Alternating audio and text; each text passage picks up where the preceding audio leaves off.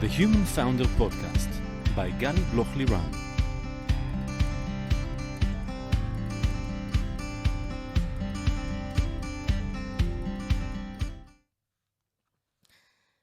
Hi, I'm Gali Rimon, and welcome to The Human Founder, the podcast where we speak about the mental aspects of the entrepreneurial journey. Entrepreneurs often describe the emotional roller coaster that is embedded in being an entrepreneur investor, where you experience the highest of highs, such when Yali, your older son, was born, and the lowest of lows when you stop a funding round in the middle due to COVID. And it's from that place of uncertainty, the need to constantly self-manage ourselves, keep up our energy and be mentally resilient in order to deal with everything, well, it's not easy. In each episode, I will be talking to entrepreneurs, investors, psychologists, being their sounding board, with the goal of creating space for this less spoken about layer, which is the mental aspects accompanying the entrepreneurial journey. I will also share tips and tricks to help boost your focus, clarity, mental resilience, and today, productivity. So today I have the pleasure of speaking with Tommy Barav. Hi, Tommy. It's really great to have you here. It's great to be here. Thank you.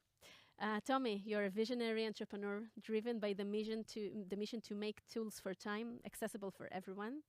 These days, you are the co-founder and CEO of Magical, where you're rebuilding the calendar for the new era of work. You're also the founder of Super Tools, a community that helps individuals upgrade and optimize to a more efficient version of themselves using digital tools and technology. In the past, you were on the founding team of Argos Cybersecurity, a founding member and director of marketing at Mass Challenge Israel, where you empowered more than 200 startups founders and helped their business grow.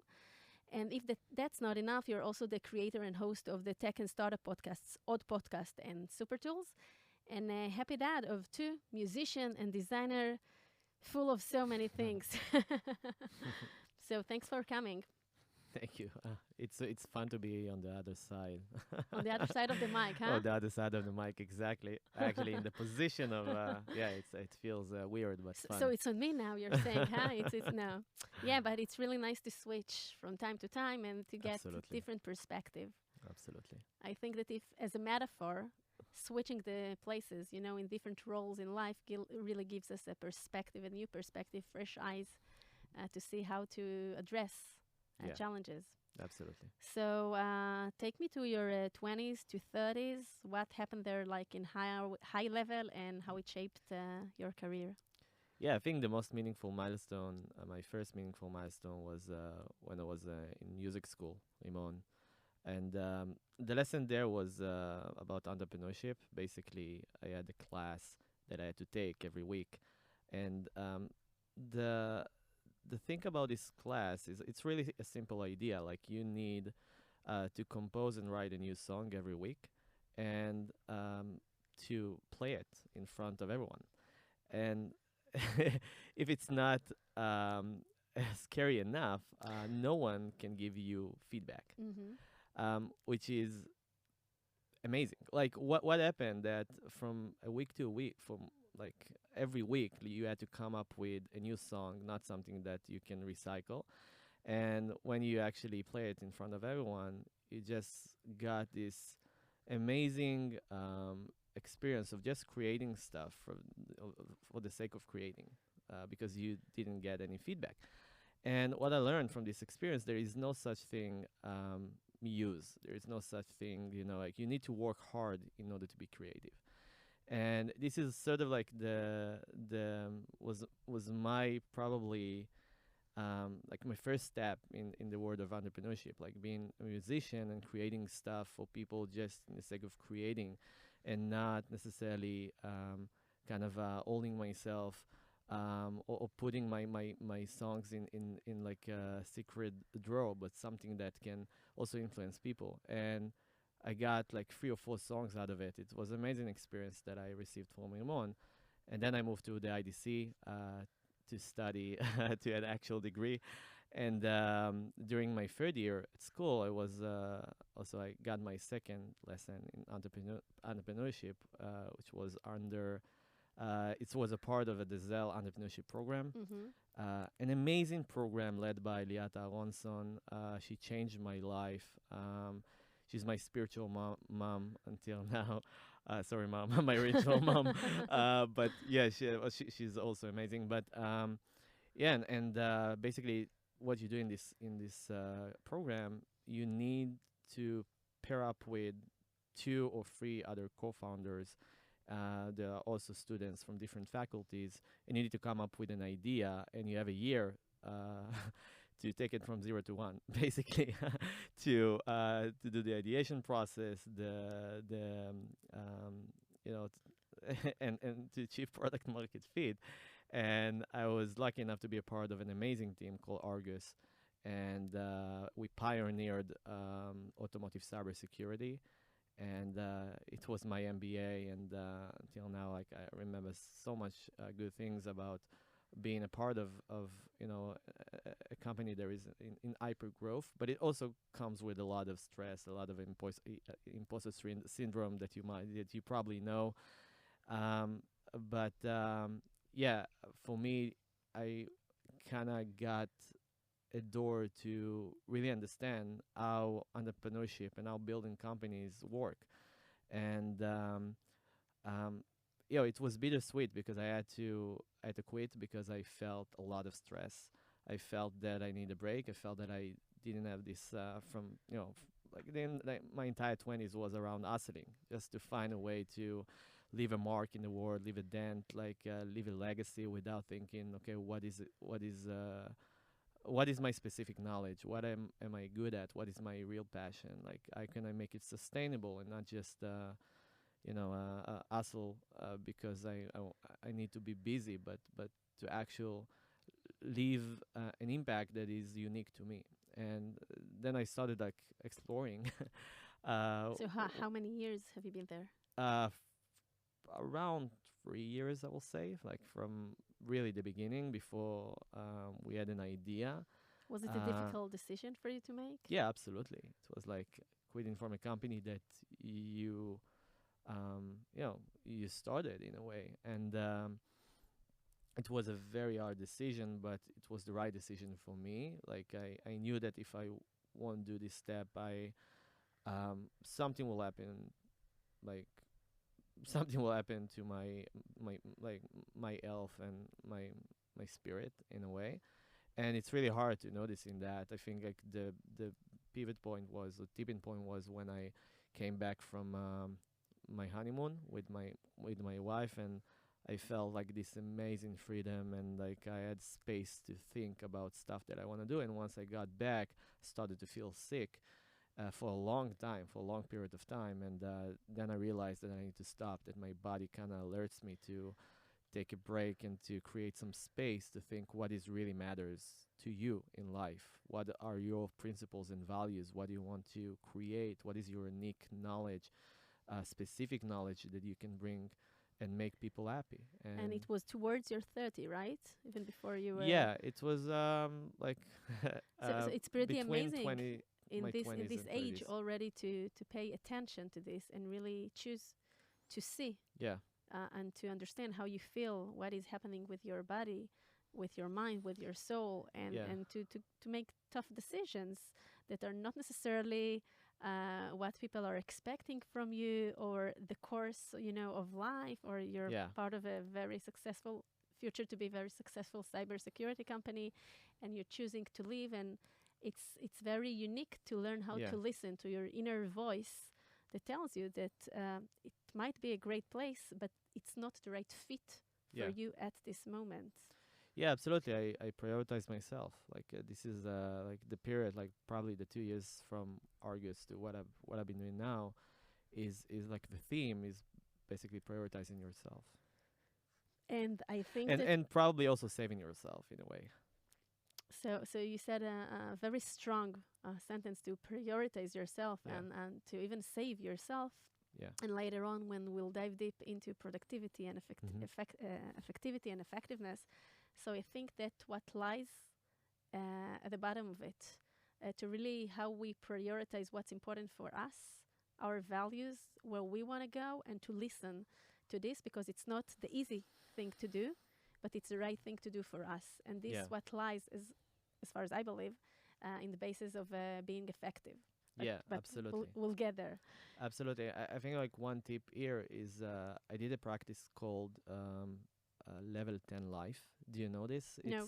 Basically it's a diagram that it's a productivity method. I think it's created by Hal Road, and it's kind of it helps you get a better understanding how do you feel about the current state of your life, but in different systems and buckets. Like it's a circle. You just like draw circles, and then you split this pie into like different chunks, and then every piece of the pie is something else. Is a different factor aspect about your life. Oh, like I call it the circle of life, you Oh, know, yeah. and then you have the different the verticals other in your names. life, and you give you give points to see where are Exactly. you. Yeah, It's a chart. It's a yeah. chart that I did, I think, in 2000 and probably like 16 or Mhm. 8, whatever. And what I try to understand is like, do I have balance in my life? Like I can be very successful at work. I can perceive that I'm successful, but then my marriage or my family life or my fitness or the way I feel about my body and everything kind of correlates in a Mhm. way.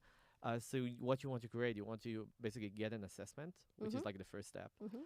And after I got an assessment, I understood that while I think that I'm doing great at work, Mhm. the different factors of my life is like being damaged, Mhm. and I need to take a proactive step in order to save myself because um, I cannot be successful if I don't have the support that I need from my family. I cannot be successful if I don't feel good in my own body.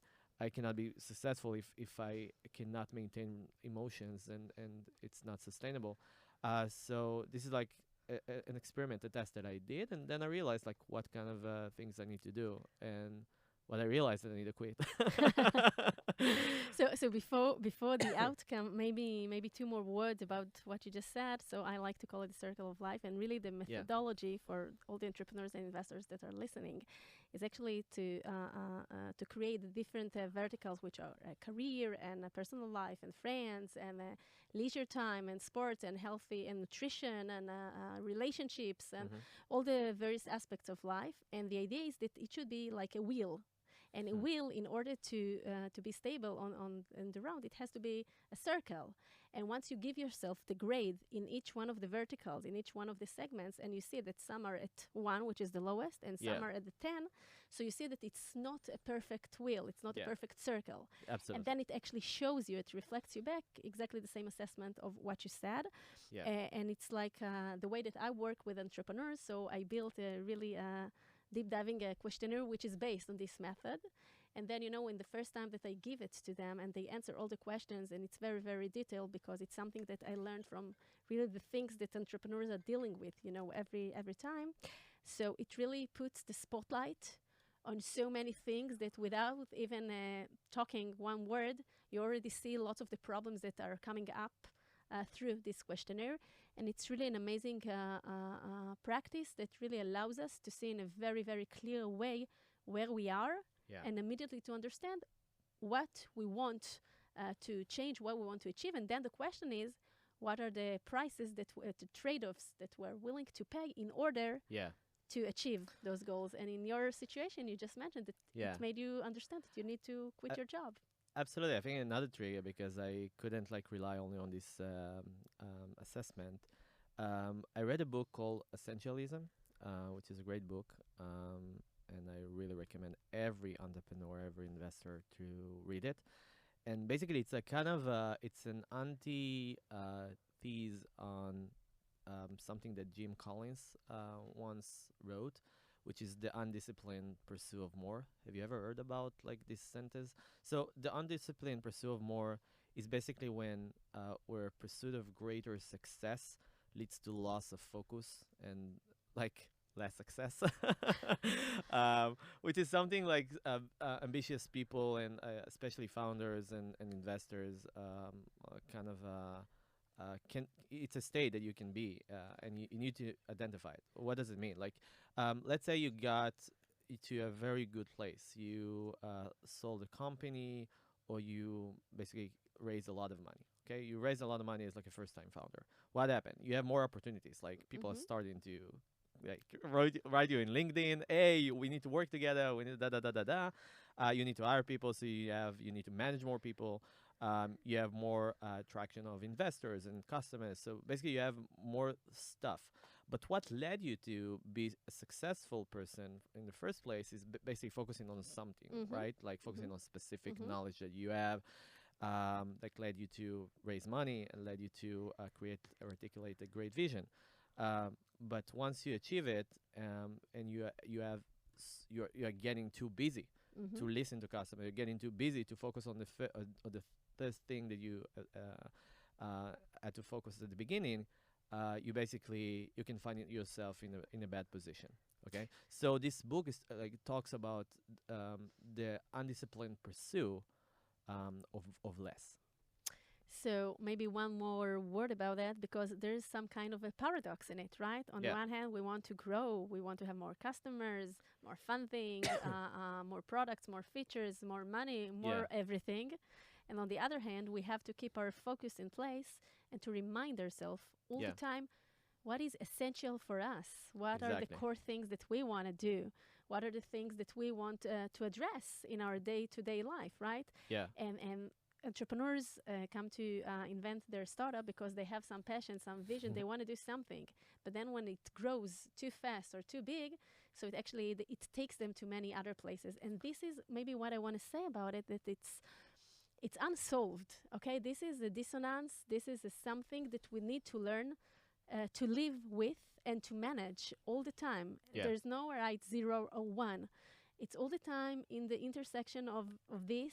Sometimes, in some days, in some decisions, we will go to the bigger things, to more opportunities. But other days, we will understand that this is the focus and this is what we need to pursue. And I think that understanding that it's not this or that, it's somewhere in the middle on the spectrum, I think this is the key to success. It keeps your balance. Absolutely, and exactly like you said, it's a practice. It's not something. It's more like a lifestyle, even like being essential, and living this method of essentialism, and being an essential person, and basically to always think about what is vital, and not like the things that are not important, like. And this is like you mentioned productivity, and it's really important for me to address it. So maybe I don't believe just 1 second, just to finish this topic. I think that maybe a good tip that what helps me in entrepreneurs that I work with is to really ask yourself before almost every task that you're facing. By the way, in your professional life and personal life, does it move the needle? Is it meaningful? Is it something that only I can do? And if I'll do it, it will bring the best outcome. And to try and focus on those things. That's a great tip. Like personally, I found myself like the system that works for me is basically to have a weekly review, which is sort of like a calendar audit or an energy audit. Like there are several names for that, but weekly review is basically several questions and a checklist that every week, by the end of the week, you ask yourself like, did I make any impact? Like what worked well, what didn't work well? Like did I add meaningful progress with my How network do you manage connections? it? So at Magical, which is the calendar we are building, we have a special template for weekly review. So basically it's an event in your calendar. You click on the event and you basically have a checklist of the things that you need to go over, including the files that you need to review. And I found myself like I found it very meaningful. Like for me, just kind of talking with my future self and getting closer to my present self is something that you need to build like a system around. Like, and it doesn't really matter the tool. It's just up to you whether you want to manage it. But just like a few questions that can remind you what is important. It can be OKRs. It can be whatever you find useful as a reminder. Because when we are busy and we're executing, we don't have enough space for planning. Okay, so it's like kind of a relationship that you need to play and create space for it, right?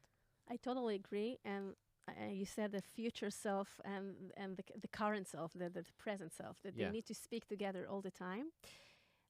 Maybe one thing about that, it's one thing to ask ourselves those questions and to measure ourselves like at the end of the week.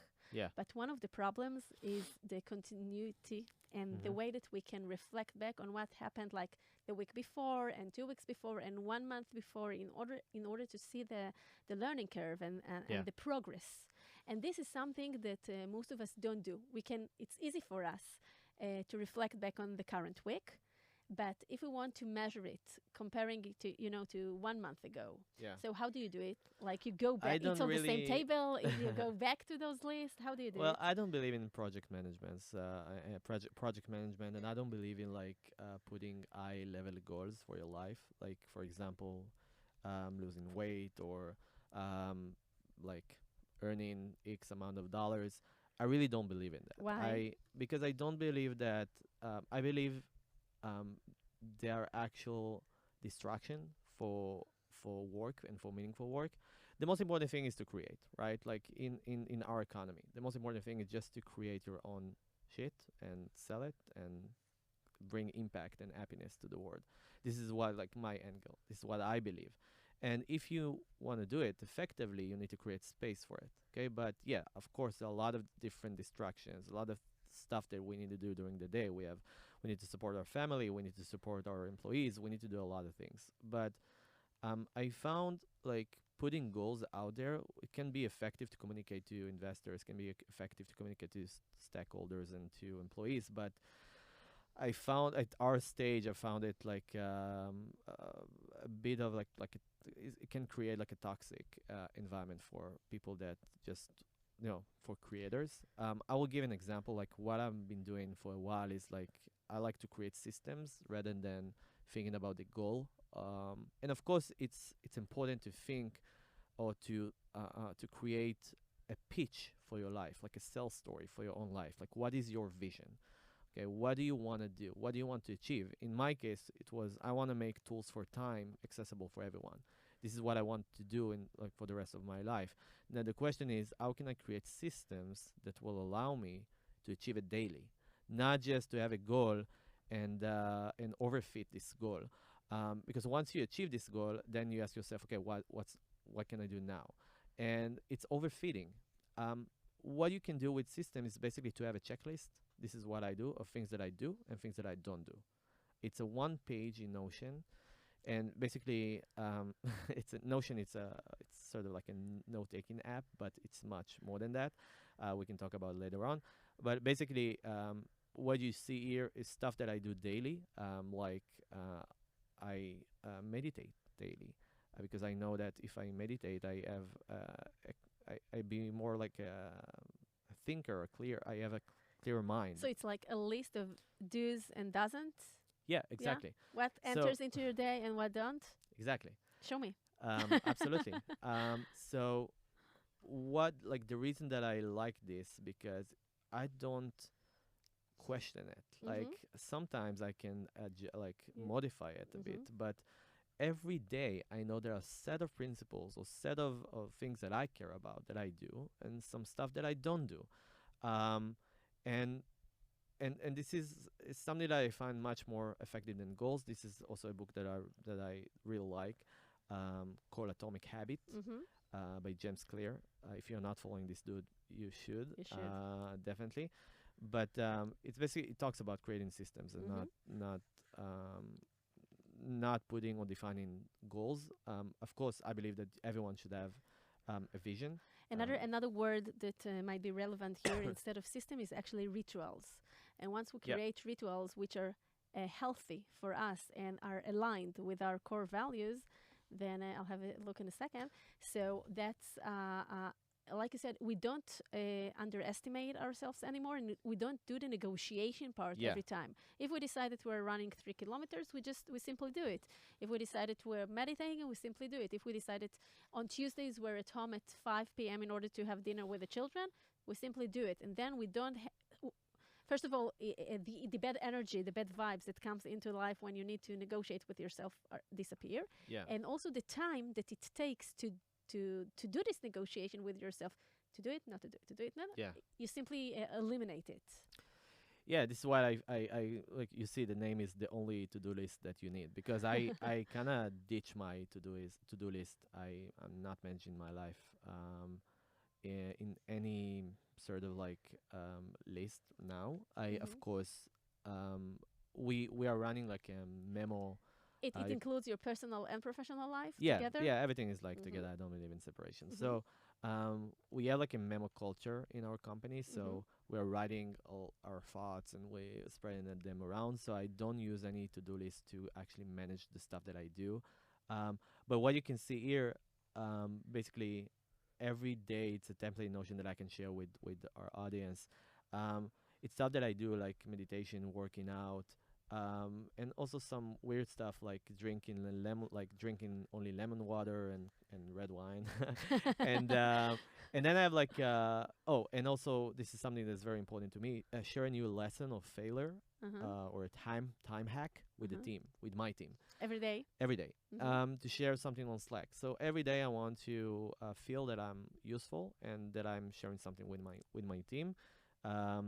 And spending time with my family without distractions. So this is also a part of the checklist. It's stuff that I do, but the actual stuff that I write here and that I like every morning I get time to reflect is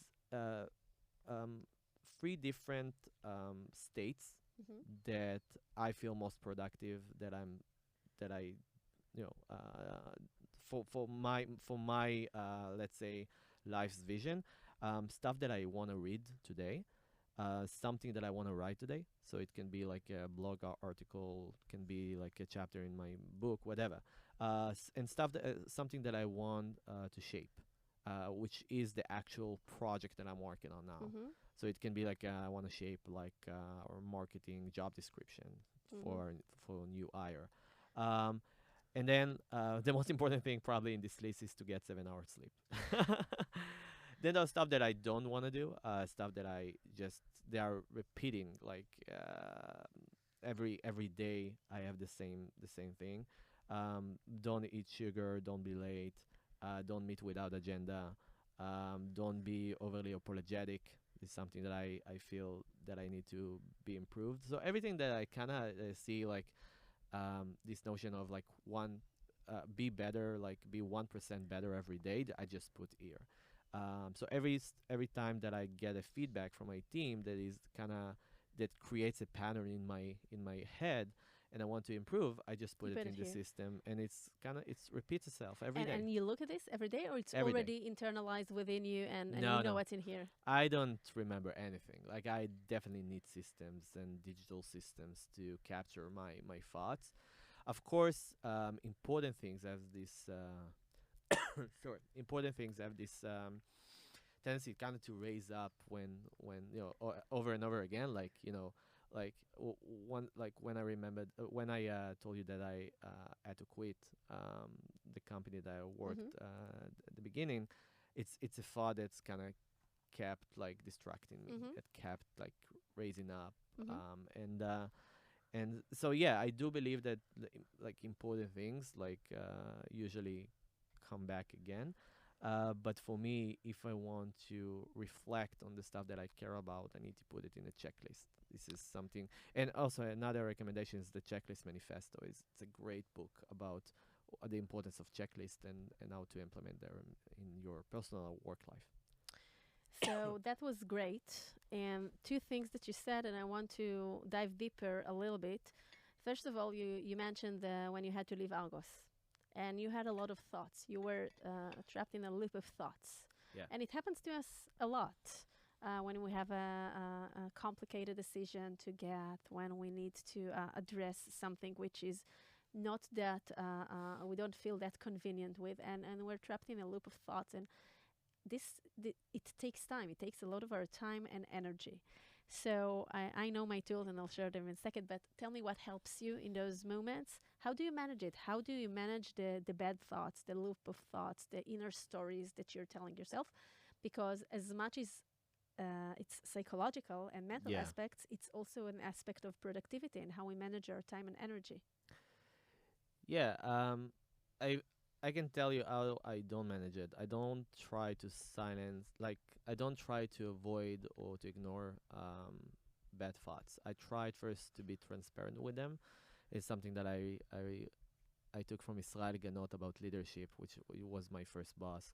And he told me that, like, leadership comes from being vulnerable, especially at the beginning. Like, I don't mind saying that, I'm a first time CEO and I have also sometimes I have bad days, and I just communicate that to the team, and I get a lot of support, and also it's contagious. Like, people are sharing also stuff that, like, good stuff and bad stuff. So like, be transparent. It doesn't have to be with your team, but it can be with and of course stuff that don't share with as a CEO, you have to be optimistic. You cannot just go to the team and say, "Oh, we're not going to be successful," or we're going through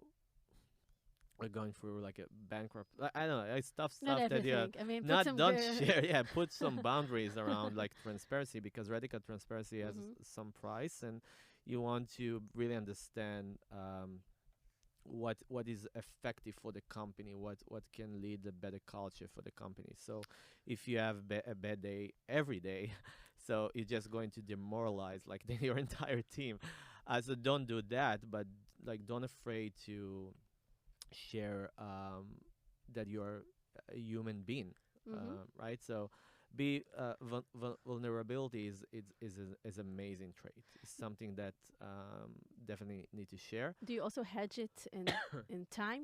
Okay, now I'm thinking about this challenge or this Yeah, problem, and I'm not going to, think about it for like 5 hours. Let's take this 20, 30, 40 minutes. Let's yeah. think it through and then see what happens. Um, yeah, like, I think it's definitely something that you can do. Like, for me, I found it really hard to hide my, like, stuff that I feel during the day, but something that I find very effective, like two practices that I find very effective, or probably three, that are working for me. To basically not to hide your thoughts or to manage them, but to contain them in a better way. The first thing is, like, I'm doing daily meditation practice. It's like, choose your, like, favorite application, whatever. It What do you doesn't matter. use? I use Waking Up by Sam Harris. Just love the content there, but just choose whatever you want. Mm-hmm. Doesn't really matter. And even if you just create like a 30-minute or an hour space in your calendar, in your day, and you just, like, put your phone aside, and you just think, and getting into this very boring state, it will be fine. With everything that happens in life, and it's very Yeah. hectic life for us as parents, as entrepreneurs, as everything, creators, everything we do. So, how much time do you succeed to allocate on a daily basis Yeah. to meditation, for example, mindfulness, whatever, Around an hour a day. an hour a day? Yeah. Yeah. It's a part of prioritizing yourself, because when like when you fly, so the flight attendant always says, like, you need to put your mask first Uh-huh. before you put it to your child. And it's Exactly. exactly the same thing. Like, you cannot help other like, you cannot empower other people to do their best job if you are not optimized yourself. And it's what I found out. Like, if I'm not in my best mood, like, if I'm not the best version of myself during work, I see how it affects the entire team. And so I'm prioritizing it. I'm prioritizing meditation. I'm prioritizing cold showers, which is also This is the something. second thing? Yeah, Okay. cold showers. Something that I um, basically I downloaded, and I did also the physical workshop of Vim Off, which is kind of considered the Iceman. Mm-hmm. So it was like for the biohackers in our community. So um, like, cold showers have a lot of effect on your body and your mood and the serotonin level that you have, and other things that I just found good for me. It's not for everyone, but try it out.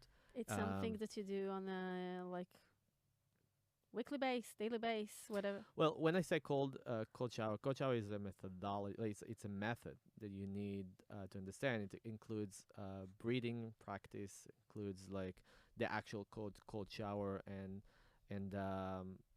breathing during the cold shower.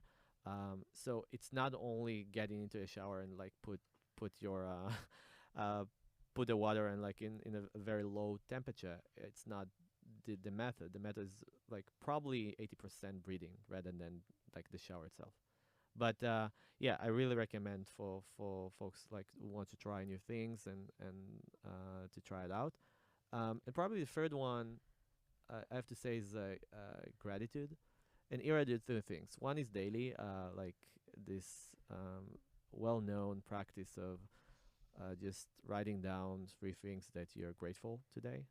Okay, and I had this discussion multiple times with our community. Something that it just kind of wires your brain to think about positive things, right? To see the elf full, like the silver lining, and not. And I think it's something that I found very very great. And another thing that I have for appreciation and gratitude is basically I have an hour a week. It's a block. I block out time, and I call it appreciation block.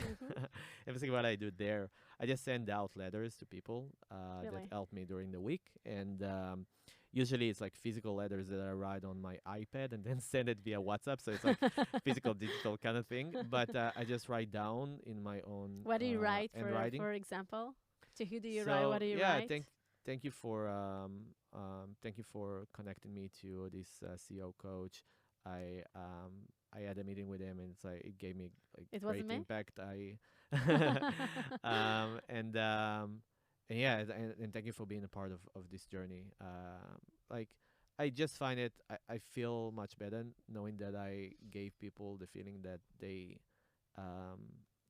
contribute. And I want You people to do recognize their contribution to your journey, and you let them know that you feel that. Yeah, and I do it with my with the team as well. Like usually I'm send like Loom videos. I'm recording my screen, my face. I'm just like saying, hey, thank you for doing this and this and this. And we took it to the entire culture. We call it Firgun, which basically it's 30 minutes a week that we have like a Zoom meeting with the entire team, and everyone need to submit their own firgun, which is like appreciation for someone else about like a small thing. It can be like, hey, I noticed that you this and this and this. I noticed that you help your teammate to do, and it's like And stuff that you like usually don't do notice. Yeah, it's stuff that you just don't notice during like the work, like especially if you're working remotely, about your teammate, and you submit it about your teammate. You submitting like a firgun about your teammate, and then it's being presented in a Zoom meeting with your face, and everyone's like clapping and like raising the toast, and for stuff that probably would have missed if not this stage. So we brought it to our culture. So you can see something that started with a system of like one person, and kind of being taken into an entire culture of a company, and this is like the power of putting systems and doing it like rapidly. So I totally agree with you. And if I'm taking the gratitude practice for a second, so there are many ways to feel gratitude and to show gratitude. Everyone at what works for him. I think the most important thing to mention here that it's a muscle. It's a muscle that the more you practice, the more you maintain it, it gets better, and it really influences the way you feel, the way you approach this world and what happens to you, and the way you choose to see things, and the glass is half full and not half empty. This is really a state of mind that you're getting into, and that's what generates your growth mindset as part of the things. One of the things that I'm always thinking about, because I also do this gratitude practicing. I have this Excel sheet, and I just, not every day, but once in a while, just write it down. But I never go back to read it. And I'm always telling myself, Gal, you should go back. It's for a few years. You should go back and read it and it will make you feel so, complete and full and happy. And this is some kind of dissonance that I'm always thinking, and that's what I asked earlier. When you have kind of a productivity or effectiveness hacks, so sometimes they are for the here and now, and that's what generates the being, okay? The feeling of the being. Yeah. But how do you measure yourself comparing to the past, comparing to how you've been like a year ago or half a year ago? How do you see your learning curve, your growth Yeah. in these things So beyond feeling? yeah, absolutely. It's something which is more measurable. Absolutely. So one practice that I really that I found effective, and I've been doing this practice for probably 3 years. So it's a new thing, but also I have like this card issue to kind of recommend it, and this is something that I learned from Matt Mokari, which is like a CEO coach. He wrote a book about the great CEO within, and basically it's not in the book, but it's something that I learned from him like probably a year ago. And the practice is basically it's called like calendar audit, right? So when I say the word audit, what do you think? Like, what's the first thing that pops into your mind? Tax. Yeah, exactly. Criticism, like to check the system, Exactly. to see what's So going you're on going through like findings and like all the receipts and everything that is like your financial Yeah. health, and basically you need to send like a report. So it's kind of the same but for your time, right? So this time audit or calendar audit thing is like basically it means that like it is the practice. Okay, so you go for your calendar, and you look at your, like, let's say you're doing it in January, right? So you look at the previous year, you go for every week, and you can print out your calendar, which is probably the easiest way to do it. I don't And know, you need to print have a like calendar, it looks like an endless thing. yeah. So it's probably going to be like 60, probably I don't know, like a lot of pages, right? But the number of weeks is like the number. 52, yeah. So 52 pages. Thank you.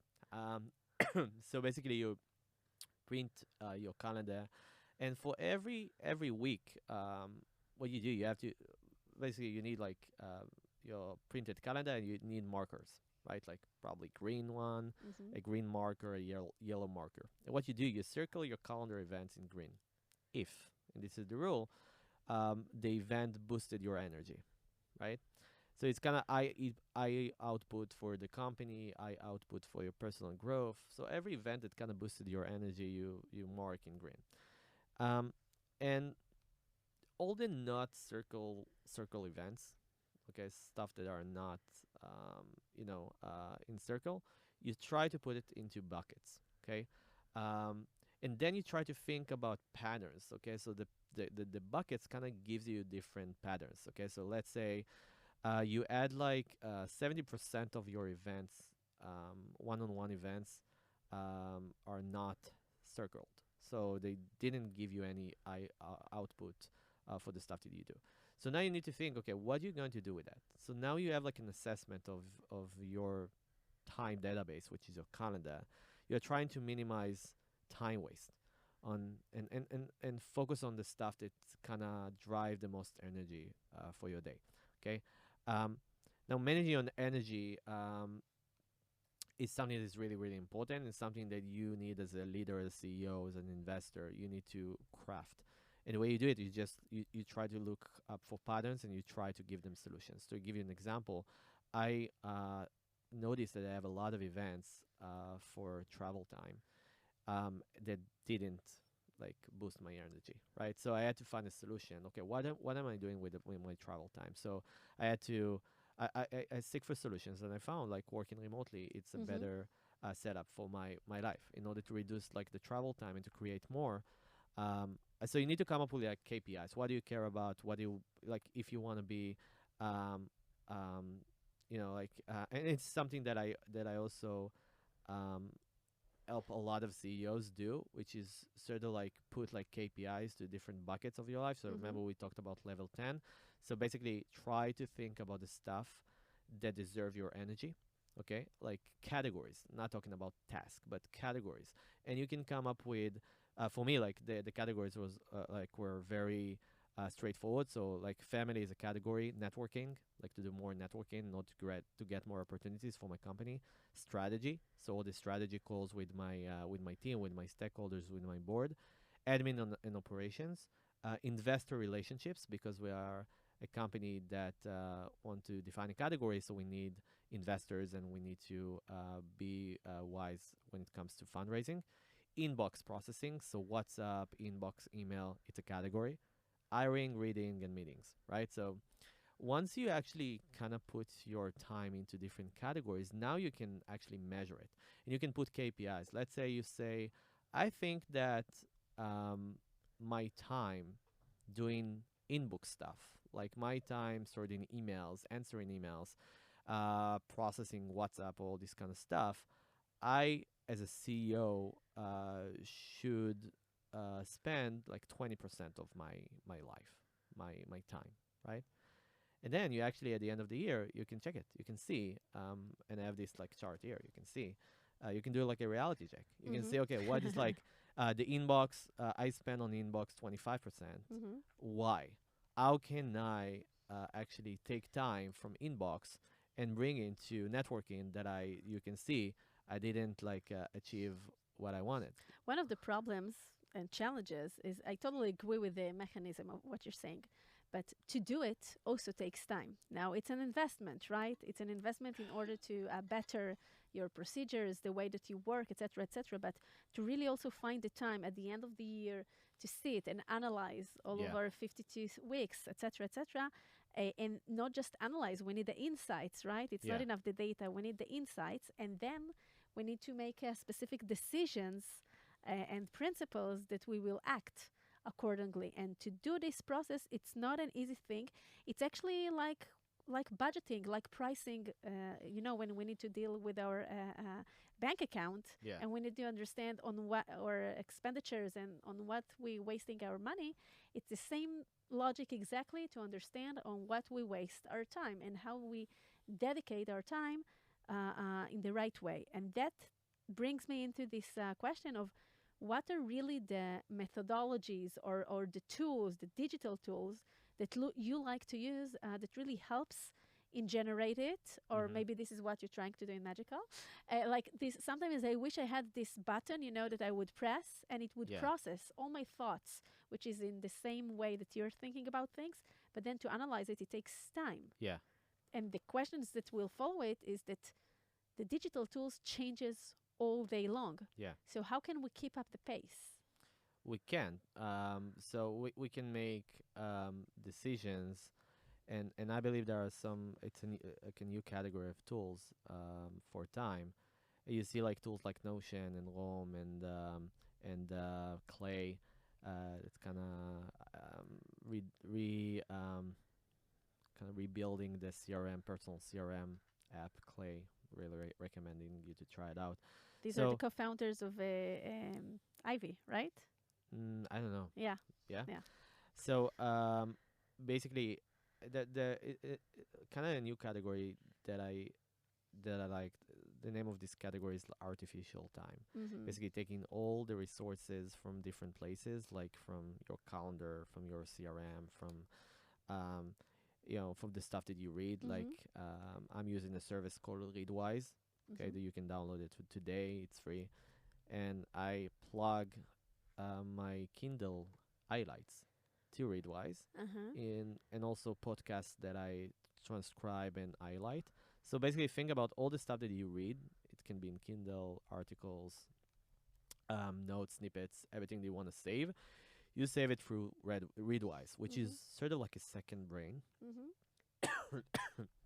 And this second brain is doing several things. First of all, it can send all your notes or all your highlights into a knowledge management system like Notion and Roam.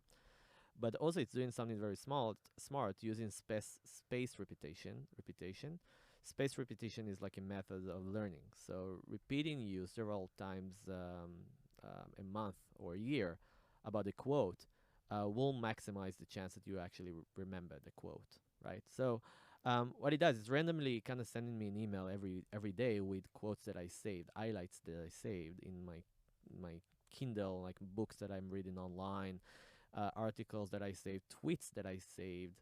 So every time that you save something, it doesn't really saving it doesn't really do anything. Like it just like reduce like it creates some dopamine because you now feel calm that you have something that is being captured, right? So I it's think like it's the clean capturing. your house. Uh-huh. Yeah, but it doesn't really do anything for your brain. Like what you want to do, you want to build a system that these snippets of information, bits of information will basically uh, will pop up at the best time. Uh-huh. So for me, it's like I have like a daily newsletter from it's a service called Mail Brew. Mail Brew. Okay, it's separated. Mail Brew is a service that basically it's like as like a drag and drop Wix experience when you can basically put you can design your own your own newsletter, and basically you have like a widget of stuff that you read and quotes from Readwise. You have your agenda inside, like your calendar events. So basically, imagine like a customized newsletter that's being sent every day in the time that you want, and you have all the information that bits of information that you want to remember. It can be from quotes, articles, highlights, tweets, and stuff that you care about. So I really recommend people to use Mailbrew.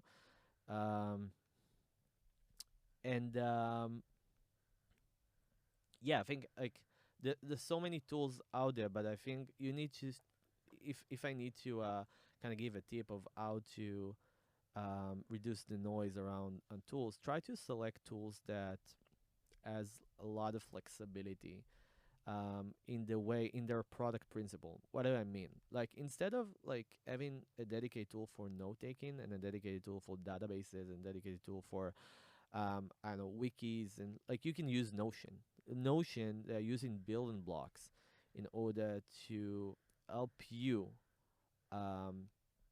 customize and build your own productivity workflow, right? So they are providing building blocks and together with templates and community templates, you can actually build your own stuff. So you don't need to switch between different tools that don't meet your need.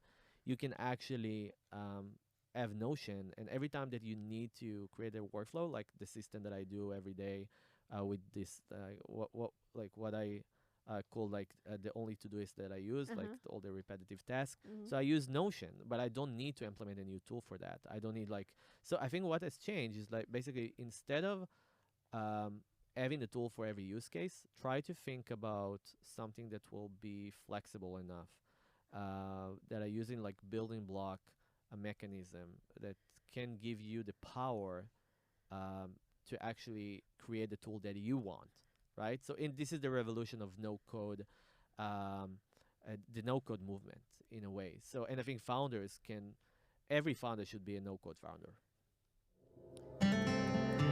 The Human Founder Podcast by Gali Ran.